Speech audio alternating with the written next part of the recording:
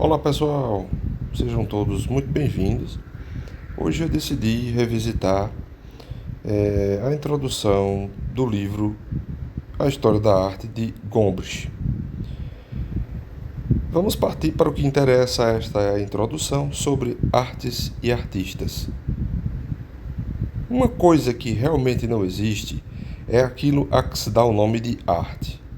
Existem somente artistas. Outrora eram homens que apanhavam terra colorida e modelavam toscamente as formas de um bisão na parede de uma caverna. Hoje, alguns compram suas tintas e desenham cartazes para os tapumes. Eles faziam e fazem muitas outras coisas. Não prejudica ninguém chamar a todas essas atividades arte, desde que conservemos em mente que tal palavra pode significar coisas muito diferentes, em tempos e lugares diferentes, e que arte com A maiúsculo não existe. Na verdade, arte com A maiúsculo passou a ser algo de um bicho-papão e de um fetiche.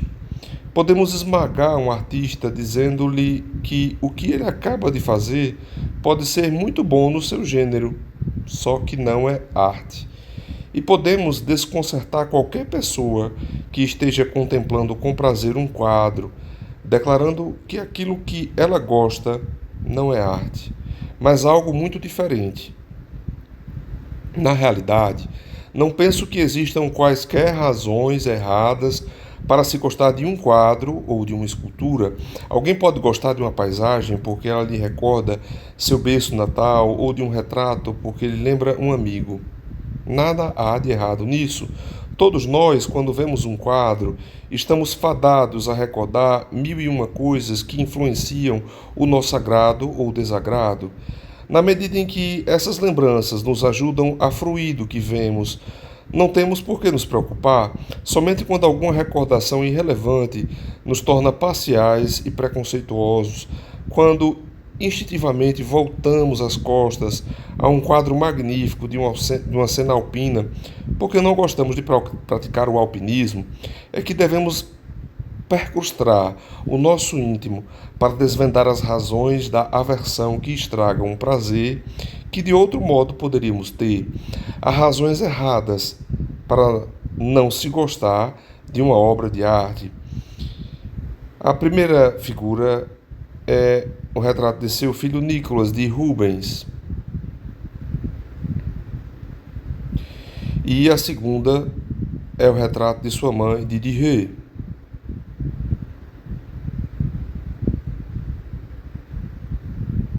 Cadê a segunda?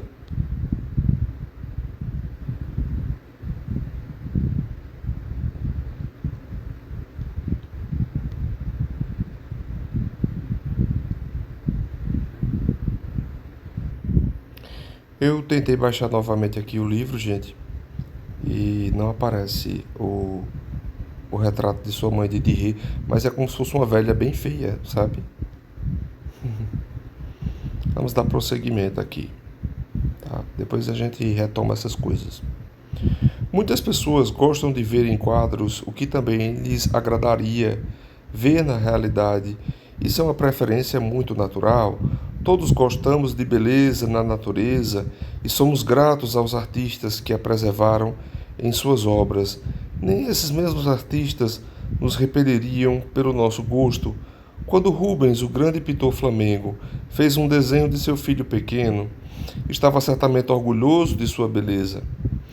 Também queria que admirássemos o menino, mas essa propensão para admirar o tema bonito e atraente é passível de se converter num obstáculo se nos levar a rejeitar obras que representam um tema menos atraente.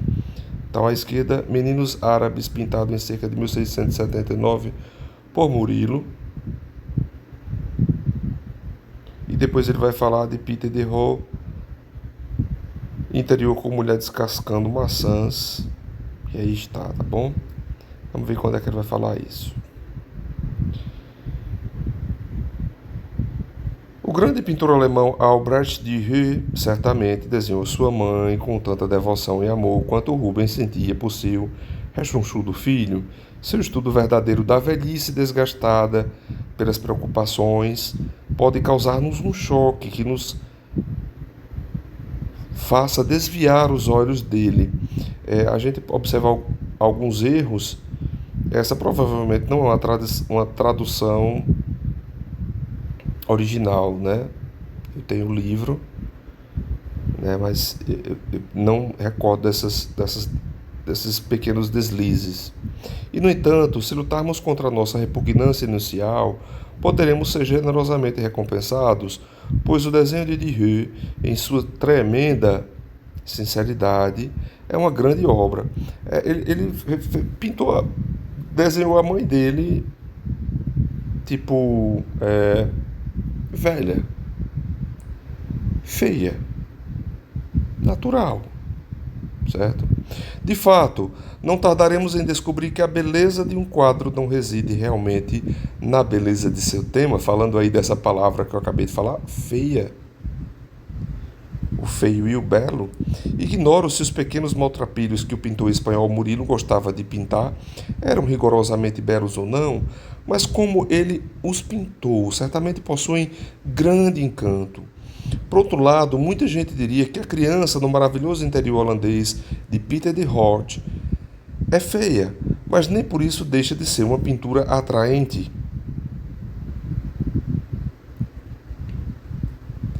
O problema com a beleza é que gostos e padrões do que é belo variam imensamente.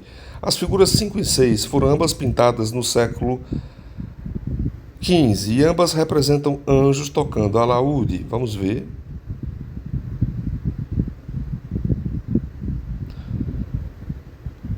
Meloso da Forlì, anjo, em 5, e em 6 de Menlin, anjos, detalhe de um altar.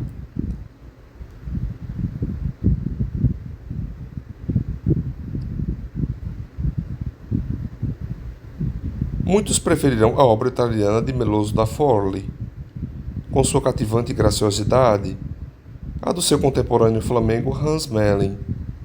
Eu gosto de ambas. Eu gosto mais da Forlì. É possível que se leve um pouco mais de tempo para descobrir a beleza intrínseca do anjo de Menlin, mas logo que deixarmos de nos perturbar com sua desmaiada e lânguida deselegância, é possível que o achemos infinitamente adorável. Lembrei aqui que Caravaggio ele tem uma pintura, né, que é o Anjo Triunfante, o Amor Vitorioso. Foi objeto de meu estudo em minha dissertação de mestrado. Pintura, salvo engano, né, já faz aí um tempo que o professor Rodrigo escreveu essa sua dissertação, acho que é de 1605, varia entre 1604 e 1605. E há um outro anjo, um cupido, que é deitado, dormindo, barrigudinho. E é lindo também. Acho que tanto quanto, não é tão bonito quanto o Amor Vitorioso, porque o Amor Vitorioso realmente era um quadro, é um quadro esplêndido, né? Mas esse anjo dormindo, o Cupido dormindo, Cupido adormecido é o nome desse quadro de Caravaggio. O que ocorre com a beleza ocorre também com a expressão. De fato, é frequentemente a expressão de uma figura na pintura que nos leva a gostar da obra ou detestá-la. Algumas pessoas gostam de uma expressão que possam facilmente entender e que, portanto, as comove profundamente. Quando o pintor seiscentista italiano Guido Reni pintou a cabeça de Cristo na cruz, figura 7, pretendia sem dúvida que o espectador encontrasse nesse rosto toda a agonia e toda a glória da paixão. Vamos ver a obra, figura 7. Aqui, famosa pintura de Guido Reni. Cabeça de Cristo, detalhe da pintura, de cerca de 1640, está no Louvre. E à direita do mestre toscano, a cabeça de Cristo, detalhe de um crucifixo de 1270, muito mais antigo, né? Vamos voltar lá, cadê? Opa!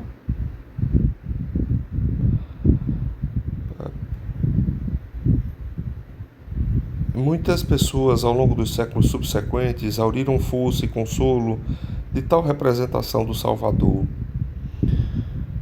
Essa obra realmente é icônica, é eterna, né? Retrata Jesus Cristo. Então veja que isso deixou durante séculos, né? Essa representação. O sentimento que a obra expressa é tão poderoso e tão claro que reproduções dela podem ser encontradas em capelas de beira de estrada e em remotas casas de fazendas, cujos moradores nada entendem de arte.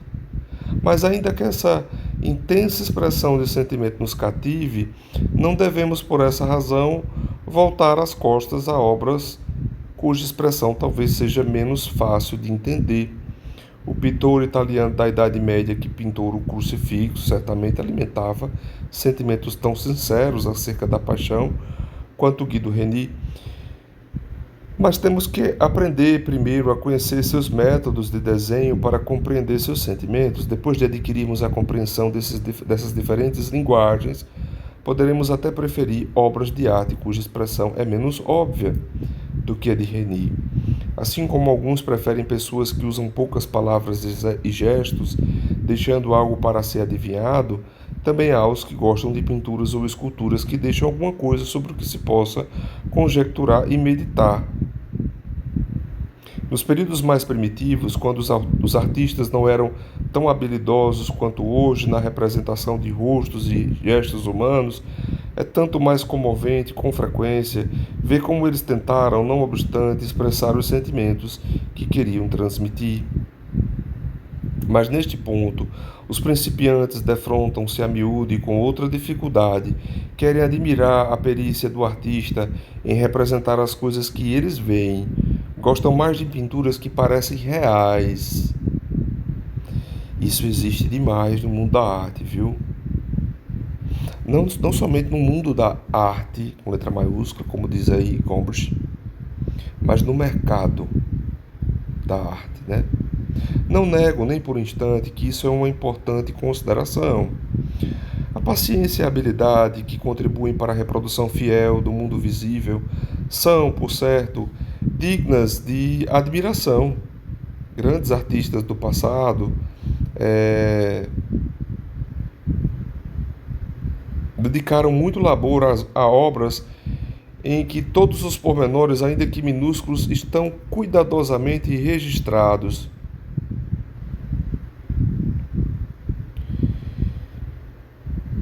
O estudo de uma lebre na aquarela de Durer constitui um dos mais famosos exemplos dessa extremosa paciência. Vamos ver. É lindo demais. É só um coelho. E a datação,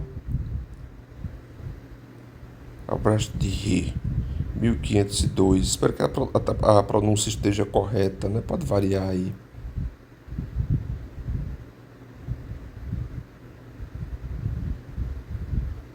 É lindo esse coelho. Constitui um dos mais famosos exemplos. Mas quem ousaria dizer que o desenho de Rembrandt de um elefante é necessariamente menos bom porque mostra menos detalhes? Vamos ver o elefante. Tomara que esteja aqui, né? Porque aqui é, é de Rembrandt van Rijn. Imagina, né?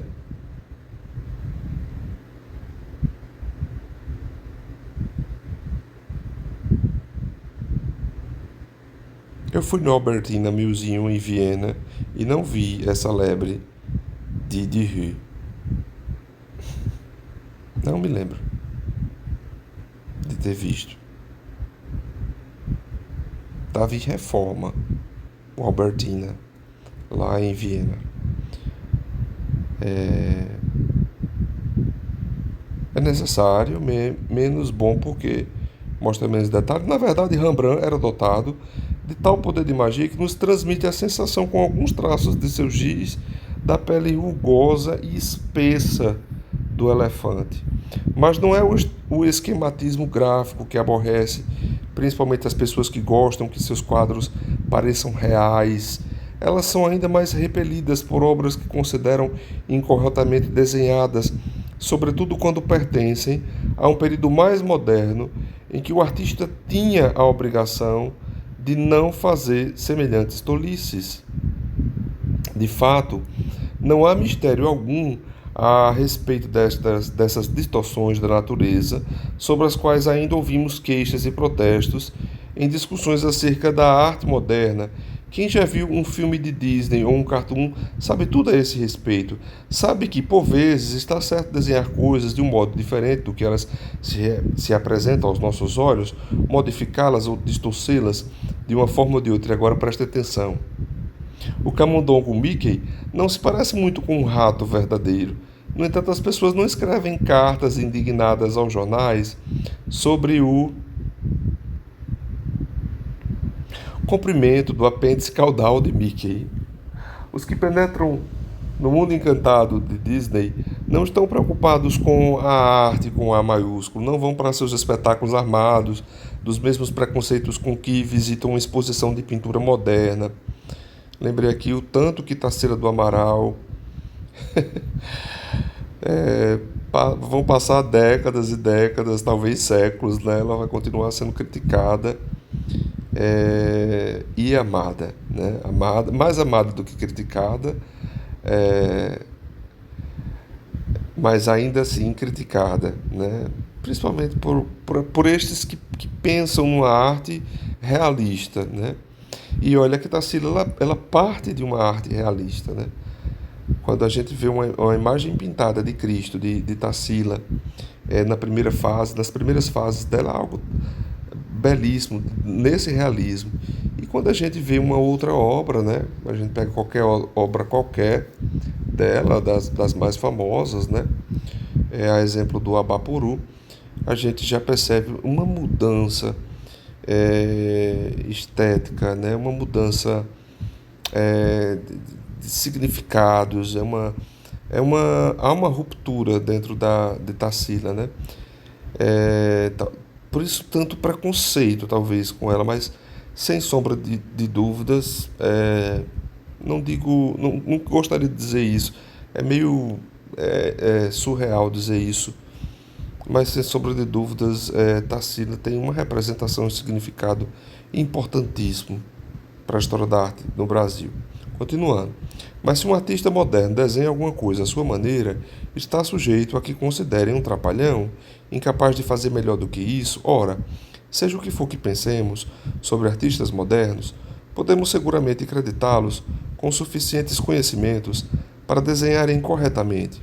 Se não o fazem, suas razões devem ser muito semelhantes às de Walt Disney. A figura 11 mostra uma estampa de uma história natural, ilustrada pelo famoso pioneiro do movimento modernista. Vamos ver. Essa é a figura 11, uma galinha com pintos aí de Picasso, e uma outra fase, um galo novo, desenhado em 1938, aliás, anterior, né?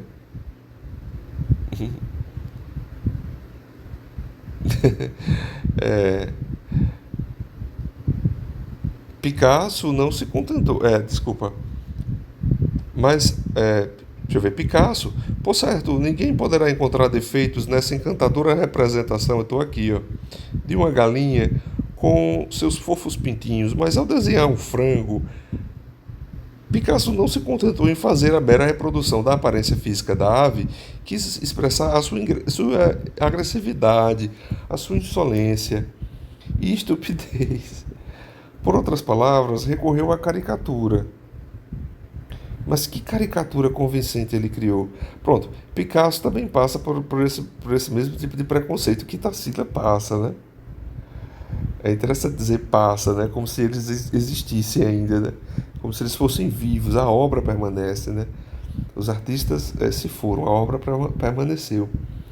É, é, Picasso também, né? Em sua fase, em sua primeira fase, né? Muito realista, e depois ele modifica completamente, né? Completamente. É impressionante. Vamos dar prosseguimento. Por outras palavras, recorreu à caricatura, mas que caricatura convincente ele criou. Vamos ver esse galo, né? Que galo é bem assim mesmo, né? Ou seja, o galo quando canta, se a gente for ver, ele não canta, né? Ele berra. É dessa forma, né? O Gombrich acertou quando diz a expressão da agressividade, da insolência, da estupidez. É, é uma coisa assim, histriônica, né? Um galo cantando. Existem duas coisas, portanto, que nos devemos perguntar sempre se acharmos falhas na exatidão de um quadro. Uma é se o artista não teria suas razões para mudar a aparência daquilo que viu. Voltaremos a tratar dessas razões à medida que se desenrolar a história da arte. A outra é que nunca deveríamos condenar uma obra por estar incorretamente desenhada, a menos que tenhamos a profunda convicção de estarmos certos e o pintor errado.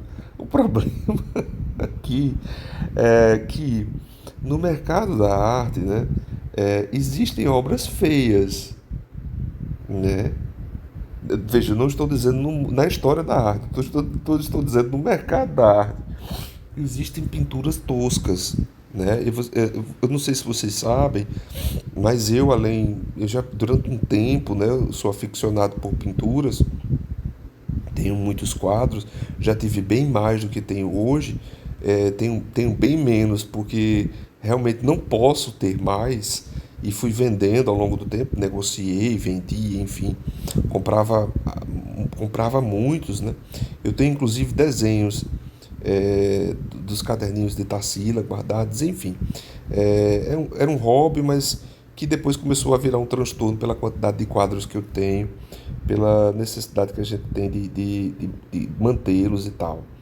De fato há quadros que são, mesmo que o artista seja bom, há quadros que são feios, tá entendendo? Que eles não vendem, não vendem, né? É, então, eu vou citar apenas um exemplo, vai ser bastante polêmico, viu, gente? O pessoal daqui da Paraíba conhece Miguel dos Santos, né? Eu adoro as esculturas de Miguel dos Santos. E quando eu frequentava a Biblioteca Central da UFPB, eu via aqueles três grandes painéis de Miguel dos Santos. Eu acho que é dele, pelo que eu lembro. E eu ficava assim, meu Deus do céu, e esses olhos, coisa, meu Deus do céu, sabe? E tinha alguém vendendo, tentando vender um quadro, que era uma espécie de cruz, assim, com uns olhos desses. Ela começou com R$ 4.000, depois foi baixando para 3, para 2, para 1.000, ninguém queria comprar aquilo. Era realmente muito feio, tá entendendo? Então, a aparência, algumas pessoas, algumas pessoas realmente podem não gostar. Veja, não significa que esta pintura de Miguel dos Santos não tenha valor, pelo contrário. Outro sim, é importante a gente frisar que há verdadeiramente pinturas fubengas, pinturas muito mal feitas, muito mal representadas, horrorosas. Né? Às vezes a gente entra na casa de alguns amigos, sabe? Tem aquelas decorações abstratas, aquelas pinturas muito toscas, que a gente vê assim que não tem valor, que não vale R$ 1, né? São abstratos horrendos, figuras realmente muito feias, né? Ou outras que não são agradáveis em ter em casa, ou, enfim, acaba não ganhando uma valorização no mercado. Veja, eu não estou falando da história da arte, estou falando do mercado da arte, tá bom? A outra que nunca deveríamos condenar uma obra por estar incorretamente desenhada. Olha, podemos, viu? Somos todos propensos ao veredito precipitado de que as coisas não se parecem com isso. De fato, temos o curioso hábito de pensar que a natureza deve parecer-se sempre com as imagens a que estamos acostumados. A ideia de pensar na pintura como um realismo, como uma fotografia, nunca vai ser. É fácil ilustrar isso por uma surpreendente descoberta que foi feita não há muito tempo. Sucessivas gerações viram cavalos galopando, assistiram a corridas de cavalos e caçadas de montaria, deleitaram-se com pinturas e gravuras esportivas que mostram cavalos desfilando a carga em batalhas ou correndo atrás de galgos. Inclusive, no mercado da arte, veja, aqui é apenas um comentário, cavalos de corrida, cavalos de corrida do século XIX, ingleses, sabe? De qualquer pintor. Eles até hoje vendem muito bem. Muitas pessoas querem ter, pessoas ricas, né? Querem ter em seus escritórios e etc, né? Numa dessas pessoas, nenhuma dessas pessoas parece ter notado o que realmente se vê quando um cavalo corre. Pinturas e gravuras esportivas mostraram-nos de pernas esticadas em pleno voo, como Géricault, o grande pintor francês do século XIX, os pintou numa famosa representação das corridas de cavalo em Epsom. Vamos ver este quadro. Nossa, surreal, perfeito, impecável, absolutamente magnífico. E é de 1820, de Géricault. Corrida de cavalos em Epsom. Perfeito, impecável. Muito bonito. Cerca de 50 anos mais tarde, quando a máquina fotográfica foi suficientemente aperfeiçoada para obter fotos de cavalo em rápido movimento, essas fotos provaram que tanto os pintores como o público estavam errados o tempo todo. Jamais um cavalo a galope se move de modo que nos parece tão natural.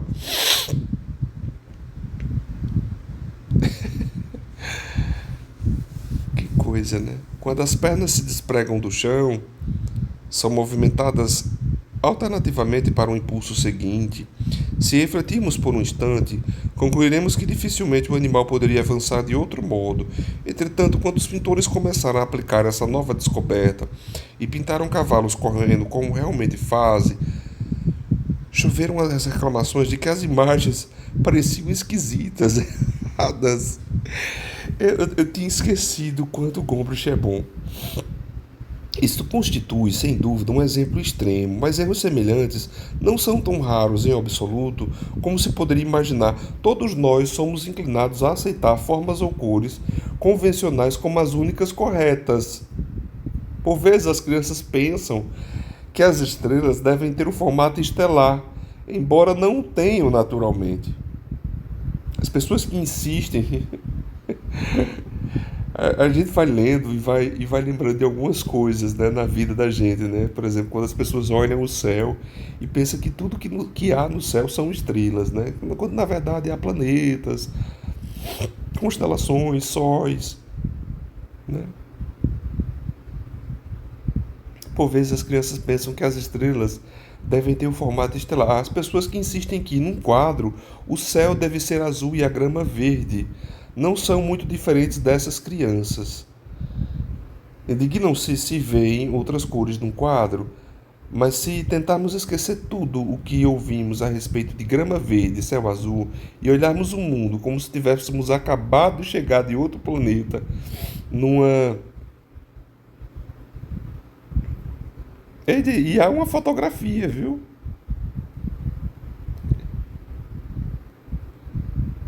Caramba, que massa, velho. Realmente. É engraçado, porque na de Jericho deu uma velocidade, né? E na fotografia nem parece que os cavalos estão se exaurindo tanto para correr tanto. Viagem de descoberta e o fizéssemos pela primeira vez, talvez concluíssemos que as coisas são suscetíveis de apresentar as cores mais surpreendentes. Ora, os pintores sentem, às vezes, como se estivessem empreendendo tal viagem de descoberta. Querem ver o mundo como se fosse uma novidade e rejeitar todas as noções aceitas e todos os preconceitos sobre a carne ser rosada e as maçãs amarelas ou vermelhas. Não é fácil libertarmos-nos dessas ideias preconcebidas, mas os artistas que melhor conseguiram fazê-lo produzem frequentemente as obras mais excitantes. São eles que nos ensinam a ver na natureza novas belezas de cuja existência nunca havíamos sonhado. Se os acompanharmos e aprendermos através deles, até mesmo um relance de olhos para fora de nossa própria janela poderá converter-se numa aventura emocionante. É muito belo esse texto. Não existe maior obstáculo à fruição de grandes obras de arte do que a nossa relutância em descartar hábitos e preconceitos. Uma pintura que representa um tema conhecido de um modo inesperado é muitas vezes condenada sem outra razão melhor do que não parece bem. Quando mais vezes tivermos visto uma história representada em arte, mais firmemente nos convencemos de que ela deve ser sempre ser representada de forma semelhante. Aqui a gente já viu dois exemplos, o coelho, né? A gente pode os cavalos correndo, né? As duas crianças, né? Os dois Jesus, as duas imagens de Cristo, né?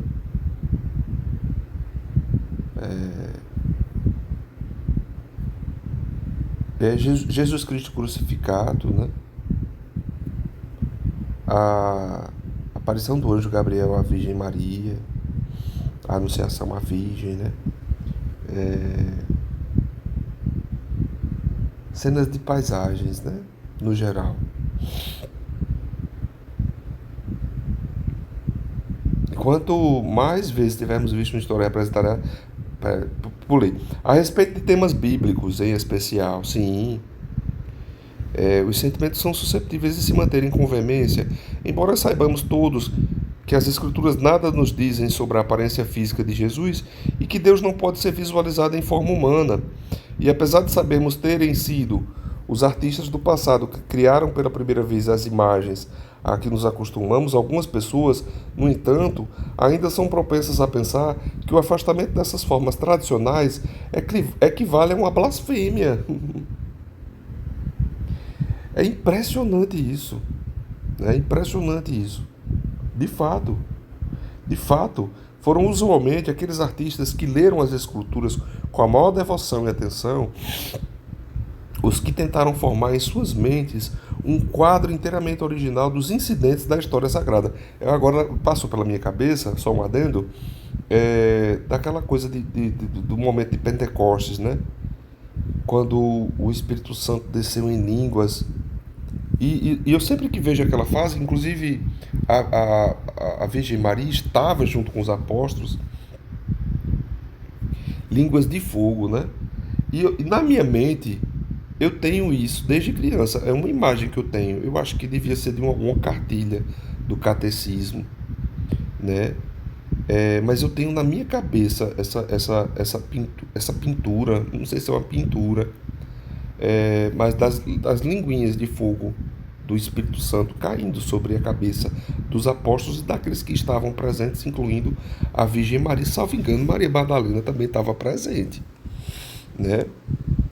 Procuram esquecer todas as pinturas que tinham visto e imaginar como as coisas deviam ter sido quando o menino Jesus foi deitado na manjedoura e os pastores vieram adorá-lo, ou quando um pescador começou a pregar o evangelho.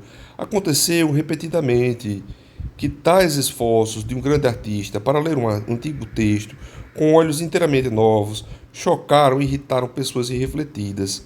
Um escândalo típico desse gênero estourou em torno de Caravaggio, artista italiano muito audacioso e revolucionário que trabalhou por volta de 1600.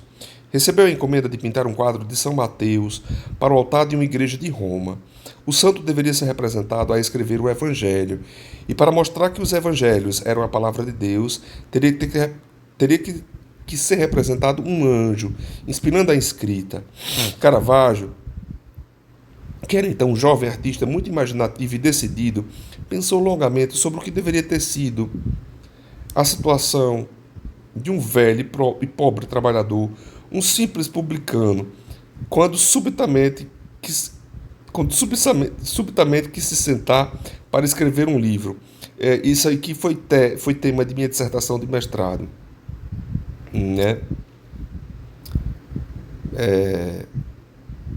E agora, que eu até esqueci o tema da minha dissertação de mestrado. Ah, meu Deus, a minha cabeça tá ficando um pouco, né, gente? Ixi, é luz sobre o fundo escuro. São Mateus e o anjo e o amor vitorioso. Caravaggio, São Mateus e o anjo e o amor vitorioso. E aí tem uma datação, né? Acho que é 1601 a 1605, salvo engano. Procurem aí no Google, vocês vão encontrar. E assim pintou um quadro de São Mateus, calvo e descalço, pés sujos de terra e poeira. Eu tô aqui, ó, agarrado, desajeitadamente, um enorme volume franzindo ansiosamente o senho, sob a tensão da inabitual tarefa de escrever. Ao lado do santo pintou um jovem anjo. É belo, é belo, é belo. Foi destruída na Segunda Guerra Mundial essa pintura, que parece ter acabado de chegar das alturas e gentilmente guia a mão do trabalhador como uma professora para fazer com uma criança. É lindo esse anjo, é lindo, é lindo, é lindo essa composição. Uma das maiores perdas em toda a história da arte foi a perda desse quadro que estava em Berlim, salvo engano, né? Foi destruído. Quando Caravaggio entregou o quadro à igreja em cujo altar-mor seria colocado, as pessoas escandalizaram-se, que consideraram ser uma falta de respeito pelo santo, ou seja, que danado foi, né? No bom paraibano, que danado aconteceu. Né? A pintura não foi aceita e Caravaggio teve que tentar de novo. Manteve-se, dessa vez, rigorosamente de acordo com as ideias convencionais da época, sobre o aspecto que um anjo e um santo deviam ter. Vamos ver a figura 16. Eu sou apaixonado, infelizmente não está colorida. A primeira só existe em preto e branco, né? E a segunda, o São Mateus, a versão aceita. Foi destruído em Berlim. Estava no Kaiser Friedrich Museum. E a pintura que ficou, que foi aceita, e está na São Luigi dei Francesi, a Capela Contarelli, em Roma. Eu já visitei essa pintura.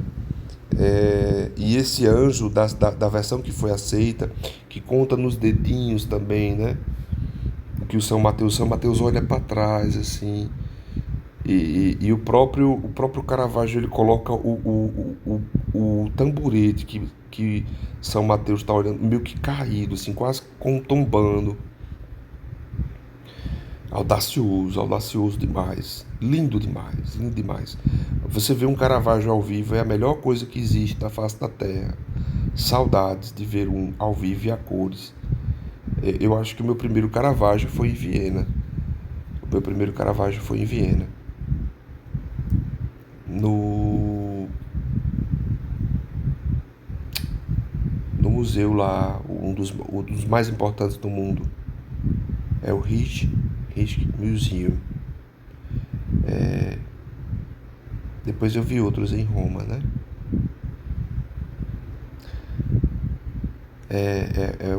É uma coisa muito bonita mesmo. E diferente do que eu imaginava, né? Assim, eu estudei Caravaggio durante anos, tem muito volume. Tem muita tinta, sabe? Que era uma coisa que a gente não tem ideia de Caravaggio. Tem muita tinta. Tem muita tinta. Não tem arremedos, não, sabe? Não tem arremedos de pincel, não. É tudo assim bem. É lindo. É muito intenso. É muito intenso. Eu acho que o primeiro quadro de Caravaggio que eu vi foi o Davi com a cabeça de Golias, em Viena, salvo engano. Aí vi em Roma e vi também um em Washington. Acho que foi o último que eu devo ter visto. O resultado ainda é um bom quadro, pois Caravaggio, tô aqui, gente, ó, empenhou-se arduamente em torná-lo vivo e interessante, mas não podemos deixar de sentir que o resultado foi menos vigoroso. Foi não. Menos honesto e sincero do que... Talvez menos honesto, mas menos vigoroso eu não acho, não. Contesto isso aí. A segunda versão é tão interessante quanto a primeira. Porque ele colocou elementos ali intrigantes. Né? Você vê o anjo contando nos dedinhos que deve ser escrito, vindo de cima, todo enrolado em tecidos. Né? Depois procure essa pintura, gente, no Google, sabe? O São Mateus olhando para trás, para o que vai ser dito, prestes a cair do tamborete, sabe? E o anjinho contando nos dedinhos é a coisa mais linda que existe. Eu acho muito fabuloso. Gosto muito da primeira versão também. E outra coisa, né? O São Mateus continuou descalço.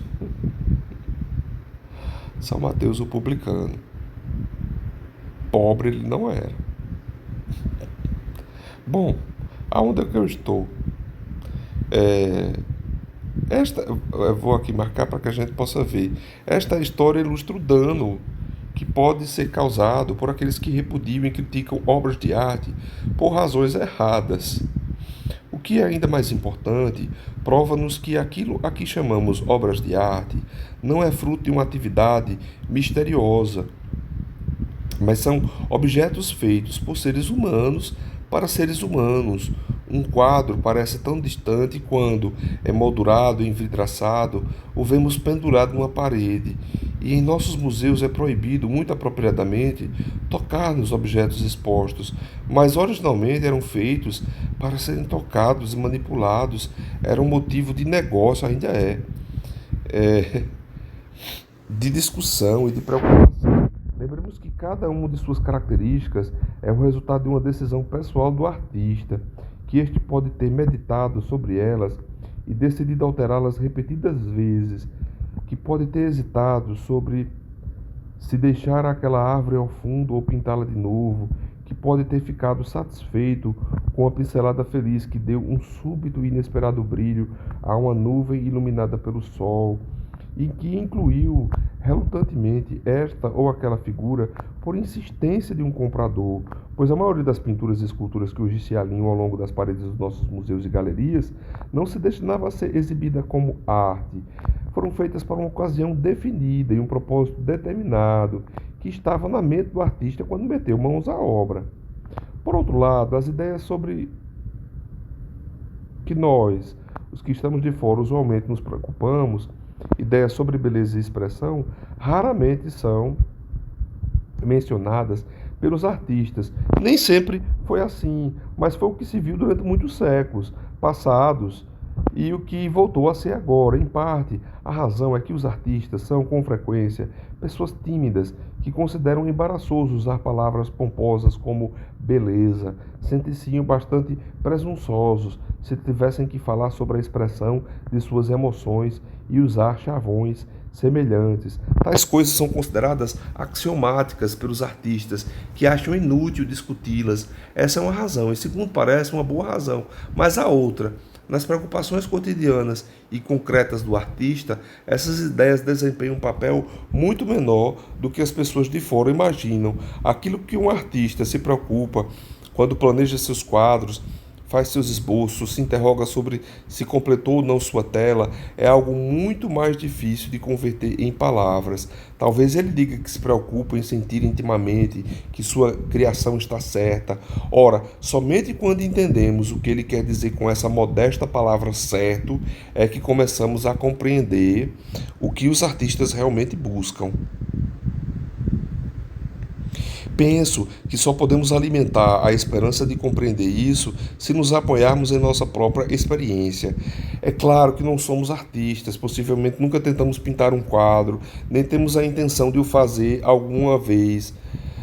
Eu já fiz, já pintei, né? Eu tenho uma trajetória aí de pintura, parei. Ano passado eu ainda pintei um, né? Esse ano, mas faz muito tempo que eu não pego o pincel. É uma das coisas mais difíceis. É você pintar a óleo. Eu também nunca pintei em acrílico, mas a óleo é bastante difícil.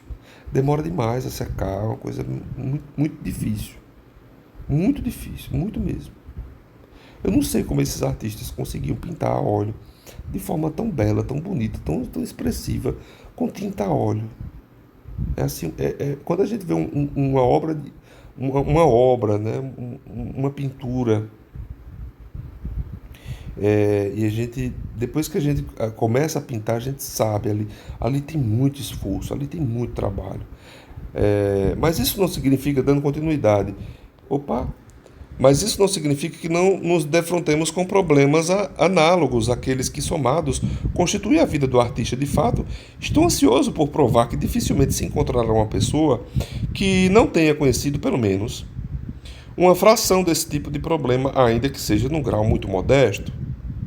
Quem tiver alguma vez tentado arranjar um ramo de flores, combinar cores ou mudá-las, acrescentar um pouco ali, tirar um pouco acolá, experimentou essa estranha sensação de equilibrar formas e cores, sem ser capaz de dizer exatamente que espécie de harmonia está tentando conseguir.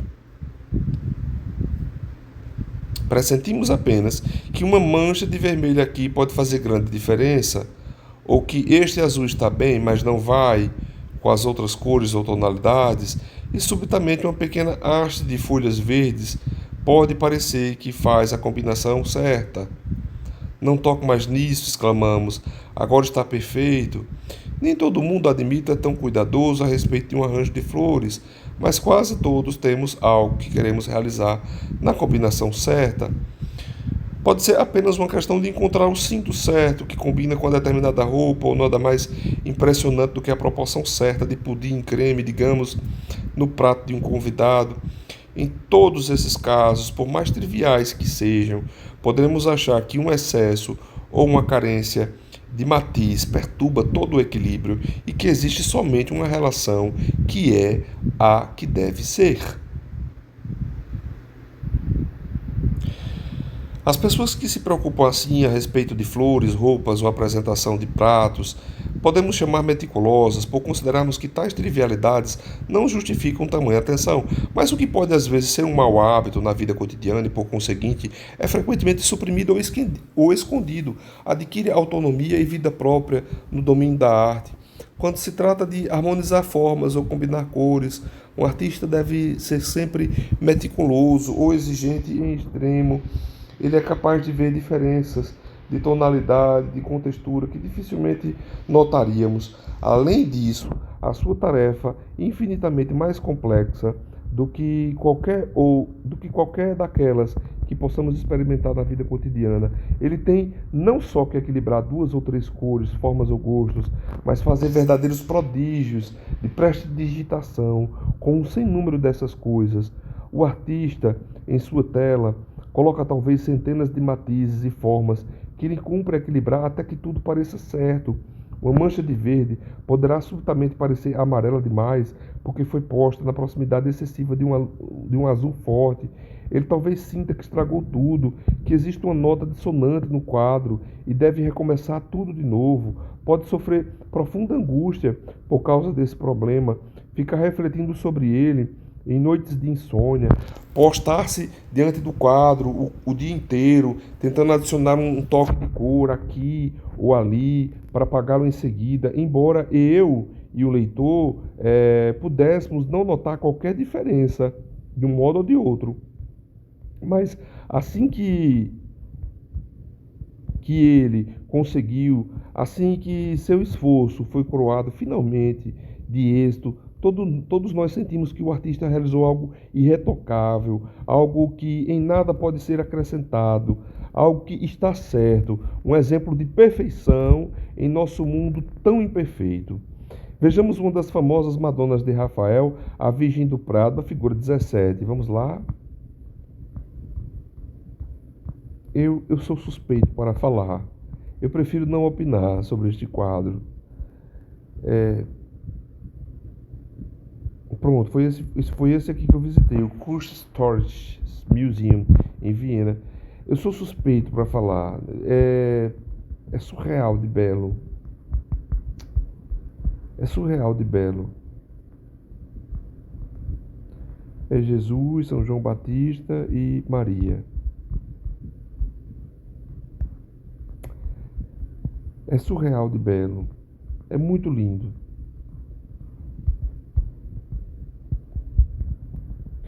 É bela, sem dúvida, encantadora. As figuras estão admiravelmente desenhadas e a expressão da Virgem, pousando suavemente os olhos nas duas crianças, é inesquecível. Mas se observarmos os esboços de Rafael para o quadro, começaremos a perceber não serem essas as coisas que mais o preocuparam. Vamos ver o esboço.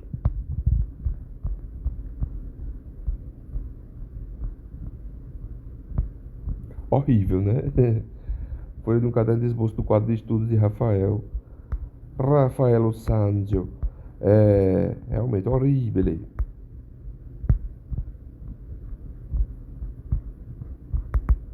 Voltemos lá.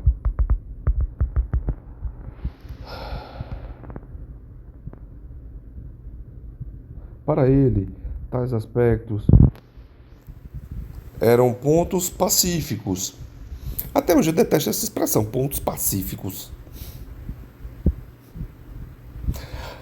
É ponto pacífico que o presidente Arthur Bernardes é um que um consenso, né? O que Rafael procurou repetidamente conseguir foi o equilíbrio correto entre as figuras, uma relação certa que culminasse no todo mais harmonioso. No rápido esboço do canto esquerdo, pensou em deixar o menino Jesus caminhar, olhando para trás e para cima, na direção do rosto de sua mãe, enquanto se afastava, e tentou diferentes posições para a cabeça da mãe em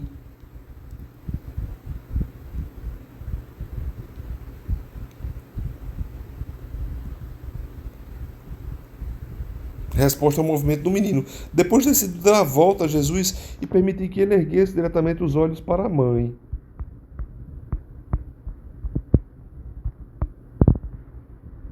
Tentou ainda outro arranjo, introduzindo dessa vez um pequeno São João, mas em lugar de o menino Jesus olhar para ele, pô-lo olhando para fora do quadro. Depois outra tentativa e aparentemente o artista impacientou-se, ensaiando a cabeça do menino Jesus em muitas posições diferentes. Havia numerosas folhas desse gênero em seu caderno de esboços, nos quais buscou repetidamente como equilibrar essas três figuras da melhor maneira. Mas, se voltarmos agora a olhar para o quadro final, vemos que conseguiu, ao fim e ao cabo, a solução certa.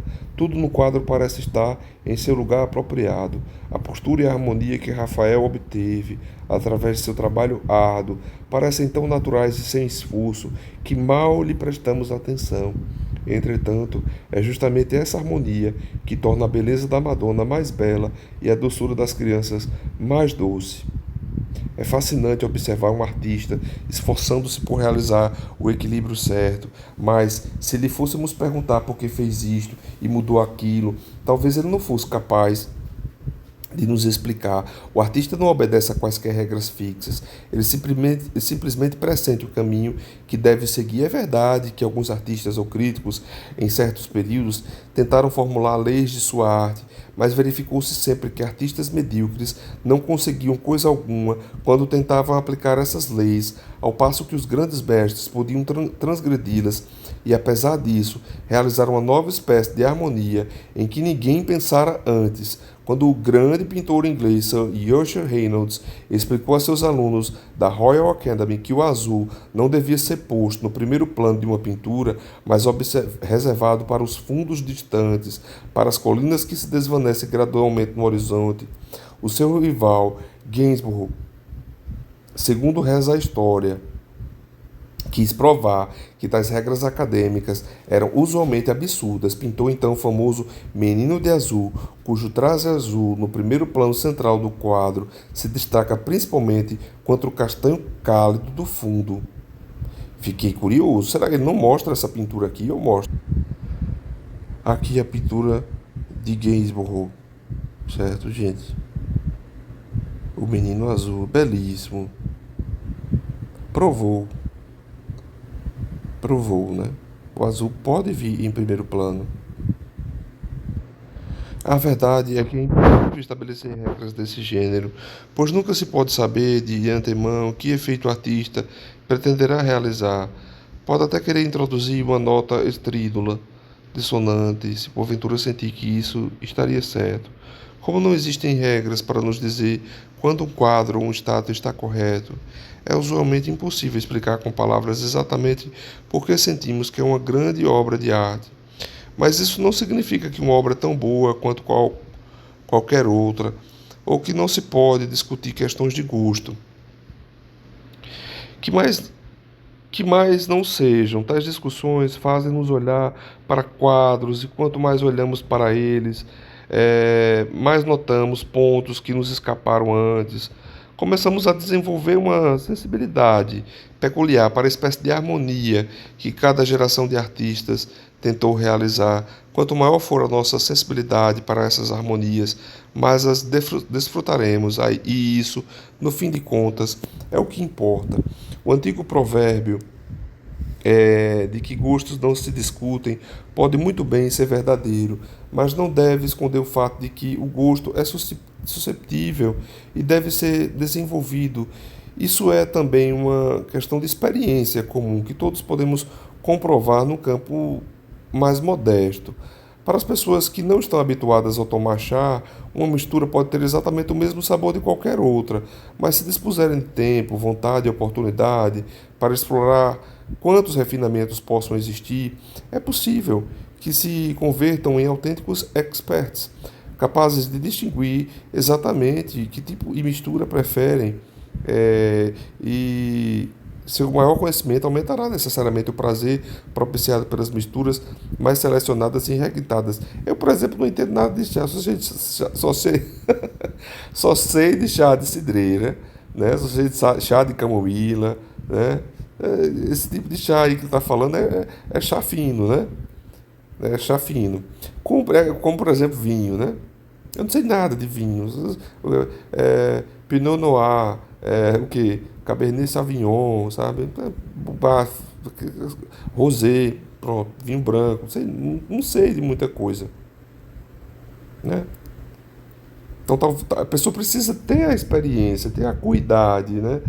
A observar uma obra de arte, a observar uma pintura, a observar um quadro. Os olhos começam a ficar treinados, né? O que antes você achava feio, talvez você comece a achar belo, né? Você começa a achar belo. Você começa a achar, por exemplo, Paul Gauguin. Eu achava tão feias as pinturas de Paul Gauguin. Hoje em dia eu acho tão bonitas. Eu acho tão extraordinárias. Sabe? Eu acho tão belas. Tão interessantes. Tão sofisticadas. Sabe? Vamos continuar aqui. Cumpre reconhecer que em arte o gosto é algo infinitamente mais complexo do que o paladar refinado para alimentos ou bebidas. Não se trata apenas de uma questão de descobrir vários e sutis sabores, é algo mais sério e mais importante. Em última análise, os grandes mestres deram-se por inteiro em suas obras, sofreram por elas, é o que eu falei mais acima, né? Suaram sangue sobre elas, e no mínimo têm o direito de nos pedir que tentemos compreender o que eles quiseram fazer. Nunca se acaba de aprender acerca de arte. Há sempre novas coisas a descobrir. As grandes obras de arte parecem ter um aspecto diferente cada vez que nos colocamos diante delas. Parecem ser tão inexauríveis e imprevisíveis quanto os seres humanos de carne e osso. É um mundo excitante, com suas próprias estranhas leis e suas próprias aventuras. Ninguém deve pensar que sabe tudo a respeito, pois ninguém sabe. Talvez nada exista de mais importante do que isto, que para nos deleitarmos com essas obras devemos ter um espírito fresco, pronto a captar todo e qualquer indício sugestivo e a reagir a todas as harmonias ocultas, sobretudo um espírito que não esteja atravancado de palavras bombásticas e frases feitas. É infinitamente melhor nada saber sobre arte do que possuir uma espécie de meio conhecimento propício ao esnobismo. O perigo é muito real. Existem pessoas, por exemplo, que aprenderam os pontos simples que tentei acentuar neste capítulo e que entendem haver grandes obras de arte destituídas de qualquer das óbvias qualidades da beleza de expressão ou correção de traço, mas ficam tão orgulhosas de seus conhecimentos que fingem gostar somente daquelas obras que não são belas nem corretamente desenhadas. Estão sempre assediadas pelo medo de que possam ser consideradas pouco educadas se confessarem gostar de uma obra que parece ser flagrantemente aprazível ou comovente demais. acabam sendo snobs que perdem sua verdadeira fruição da arte e chamam muito interessante a tudo que, na realidade, consideram bastante repulsivo. Eu detestaria ser responsável por qualquer equívoco semelhante. Preferia não ser acreditado a que acreditassem em mim de um modo tão complacente. Nos capítulos que se seguem, examinarei a história da arte, que é a história da construção, da feitura de quadros e da realização de estátuas. Penso que conhecer algo dessa história ajuda-nos a compreender por que os artistas trabalham de uma determinada maneira ou visam certos efeitos. É, sobretudo, um excelente modo de exercitarmos os nossos olhos para as características particulares das obras de arte e, por conseguinte, de aumentarmos a nossa sensibilidade para os mais sutis matizes da diferença. Talvez seja o único modo de se pretender a desfrutar a obra de arte per se. Mas todos os caminhos oferecem seus perigos. Por vezes,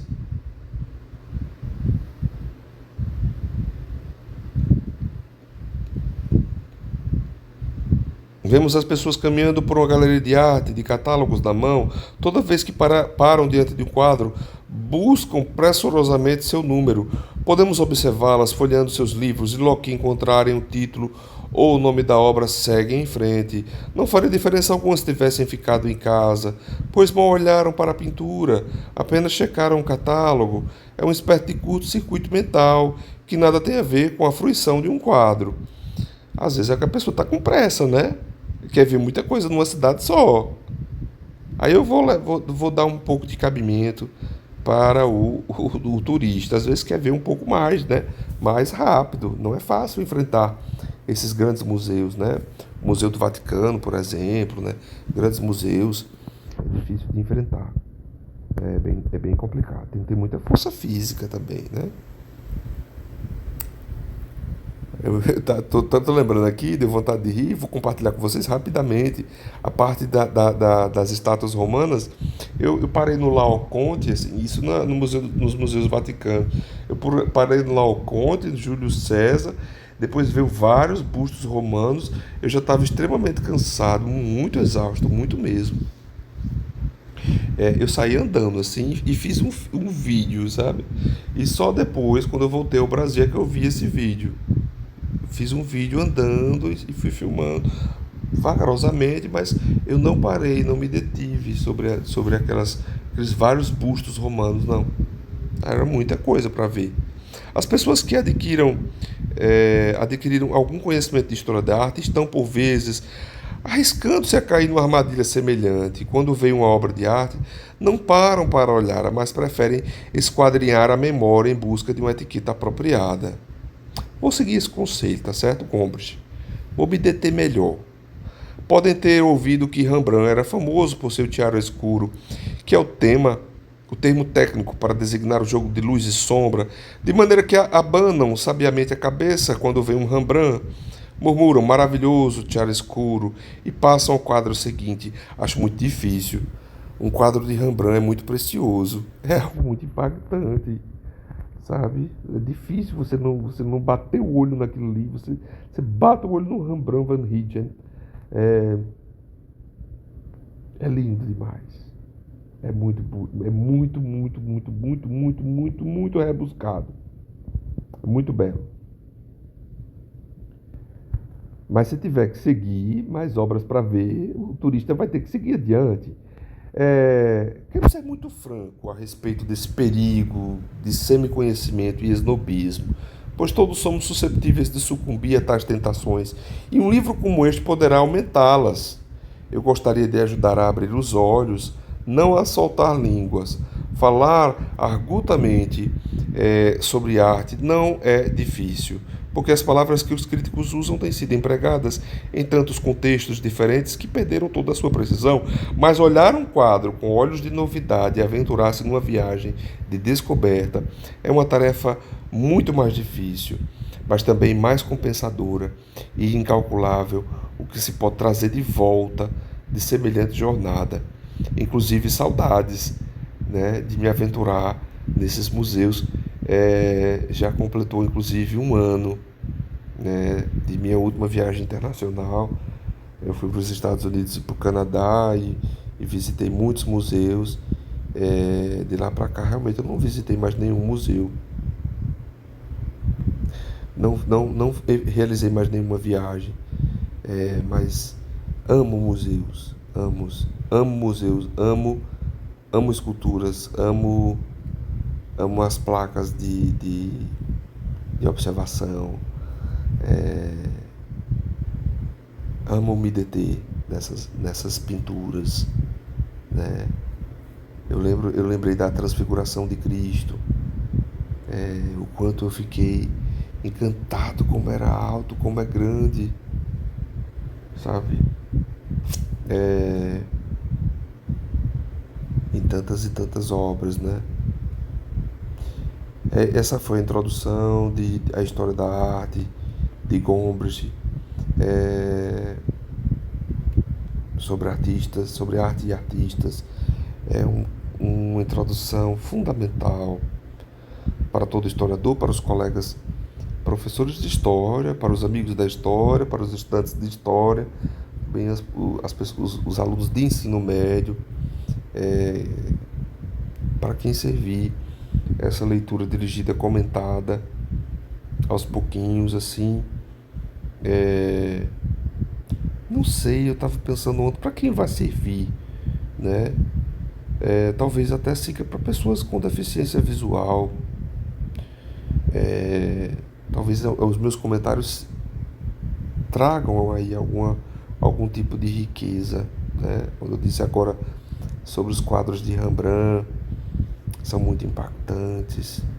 Quando eu falei sobre Caravaggio, que é um grande volume, uma pintura muito clara, né? Que quando eu estudei Caravaggio, eu pensava sempre nessa coisa do chiaroscuro, que era uma coisa.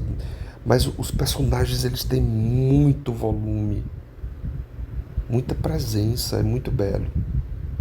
É muito belo. Rafael também, é muito belo mesmo. É, eu vi em Washington aquele Arcimboldo, que fazia faces e etc., com frutas. É fantástico demais. Num dos museus de Washington. Gente, um grande abraço para vocês, bons estudos, até mais.